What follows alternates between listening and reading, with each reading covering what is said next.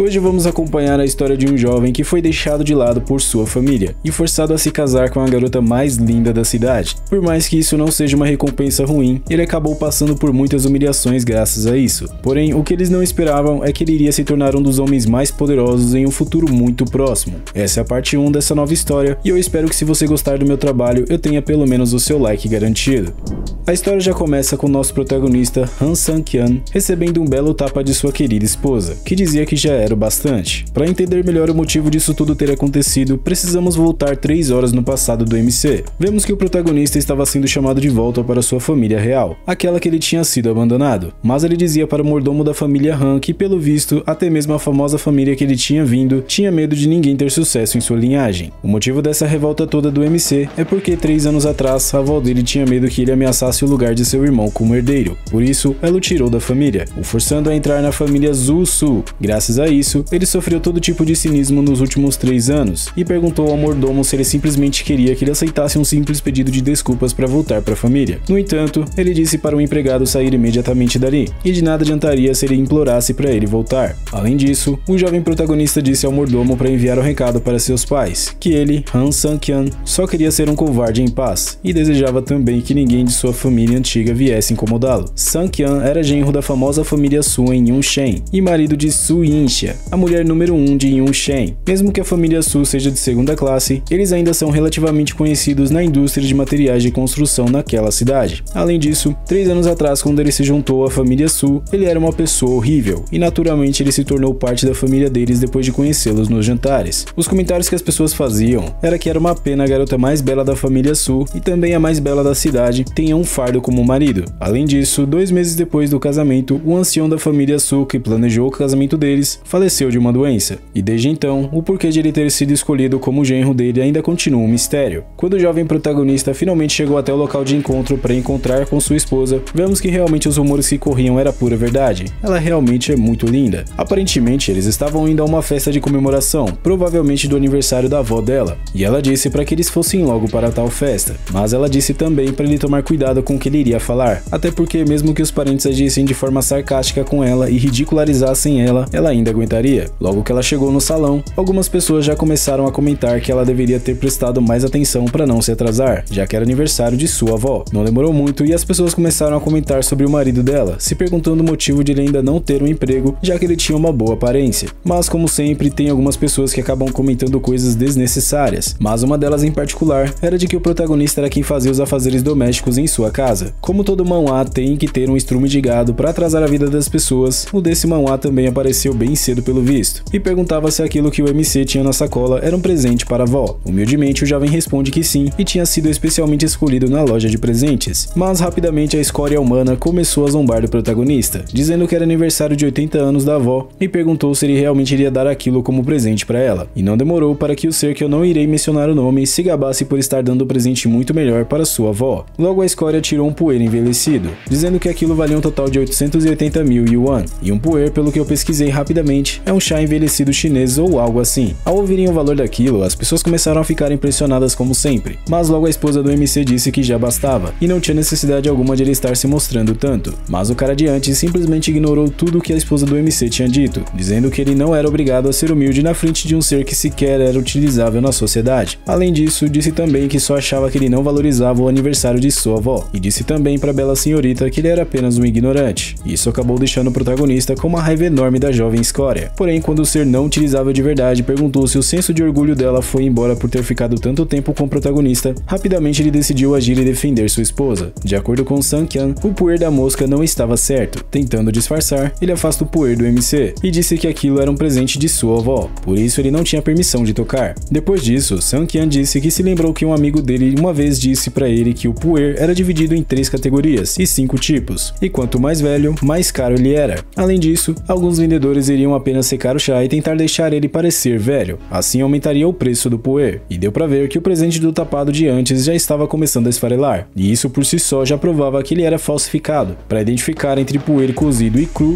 o bolo de chá nas mãos dele era mais verde e verde escuro, por isso significava que era cru, ou seja, falso. Isso deixou a escória da sociedade completamente sem falas, e as pessoas começaram a soltar alguns comentários sobre ele dessa vez. O protagonista ainda complementa dizendo que chá feito recentemente contém cafeína, o que irritou irritava o estômago, e assim que o chá envelhece, a cafeína dele naturalmente iria diminuir também. Porém, o bolo de chá do inseto de antes, por ter sido feito para parecer velho, ainda não tinha sido envelhecido o suficiente, então iria ser prejudicial para o corpo. Sendo assim, ele iria deixar a saúde de sua avó em perigo com um produto de má qualidade, e perguntou a verdadeira intenção dele com isso. Os comentários anteriores fez com que o aprendiz de moscas ficasse revoltado, e ele disse que sua avó parou de beber chá fazia 2 anos, por isso não tinha motivo algum para ele querer prejudicar ela. Mas o MC usou isso como abertura para criar um novo mal-entendido, fazendo com que dessa vez todas as pessoas do salão comentassem sobre a atitude desprezável da jovem escória. Antes que a situação piorasse para ele, ele começou a dar um show dizendo que Sang-Kyan tinha inventado tudo aquilo, o acusando de sequer saber algo sobre chá. Esse comentário acabou fazendo com que as pessoas realmente duvidassem do que ele tinha dito recentemente, e vemos a Divina Dama puxando ele para dizer algo. Ela perguntou se ele realmente sabia daquilo, e não era para ele causar nenhum problema, mas ele disse para ela não se preocupar, já que seu amigo não mentiria para ele. Pouco tempo depois, a avó da escória chegou em seguida perguntando o motivo daquela bagunça toda no salão. A esposa de Sang-Kyan então explica o motivo, dizendo que o bolo de poeira envelhecido que o inseto tinha levado para sua avó era na verdade de uma produção em massa, de acordo com o protagonista. Mas como o errado da história se recusava a assumir que aquilo era verdadeiro, ela pediu para que sua avó avaliasse se o puer era realmente verdadeiro ou falso. Depois disso, naturalmente a senhora pediu para ver o presente de seu neto, e logo que ela abriu o presente, ela disse que o puer era verdadeiro. Mas pela cara da escória de antes, já deu para ver que a avó dele na verdade só ficou do lado dele por ele ser neto dela, e sabia que aquilo tudo era falsificado. Mas ainda assim a avó perguntou por que Sang-Kyan difamou o inseto, dizendo que realmente aquilo era um puer envelhecido. Isso deixou tanto a escória quanto o protagonista surpresos, e os comentários pioraram e muito dessa vez. Quando Sang-Kyan pediu gentilmente para a avó olhar mais de perto, já que era realmente falsificado, foi aí que ele recebeu o tapa do início do recap, e sua esposa dizendo em seguida que já era o bastante, e ele não precisava dizer mais nada, e disse para que seu marido fosse logo se desculpar com um rato de laboratório. Quando ele percebeu os olhares e os comentários que as pessoas faziam sobre ele e sua esposa, ele acabou deixando seu orgulho de lado como homem e foi se desculpar. E mesmo estando completamente certo e o ser que sequer merece ser chamado de animal estivesse errado, ele ainda baixou sua cabeça e se desculpou pela sua atitude recentemente. A escória então perguntou se agora ele entendia a situação em que ele estava, já que mesmo que sua avó soubesse que o bolo de chá era falso, ela ainda ficaria do lado dele por ele ser neto dela, já ele era apenas um fardo para a família Su.